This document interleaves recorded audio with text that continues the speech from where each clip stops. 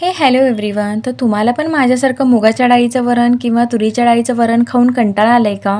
मला तर फार कंटाळा आला होता. म्हणून मी ना इथे मस्त हरभऱ्याच्या डाळीचं वरण करणार आहे.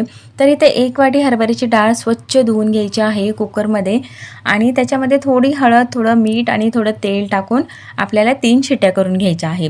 बाजूला मी कढई ठेवली आहे. त्या कढईमध्ये थोडीशी राई टाकायची, जिरे टाकायचे, कढीपत्ता, थोडं हिंग टाकून मस्त खमंग फोडणी करून घ्यायची आहे. 2 मीडियम साईजचे कांदे उभे आपल्याला चिरून घ्यायचे आहेत मस्त स्लाईस करून. ते ॲड करायचे आहेत. 5 ते 6 हिरव्या मिरच्यांचे तुकडे ॲड करायचे आहेत. कांदा लवकर ब्राऊन होण्यासाठी त्याच्यामध्ये थोडंसं मीठ टाकायचं म्हणजे कांदा लवकर ब्राऊन होतो. आता इथे मी वाटण ॲड केलं आहे. त्याच्यामध्ये कोथिंबीर, थोडंसं खोबरं, लसूण, अद्रक आहे. बारीक करून घ्यायचं आणि ते वाटण ॲड करायचं, छान परतून घ्यायचं आणि परतून झाल्याच्यानंतर त्याच्यामध्ये जी डाळ आपली कुकरला लावली होती ती थोडी घोटून घ्यायची आणि त्याच्यामध्ये ॲड करायची.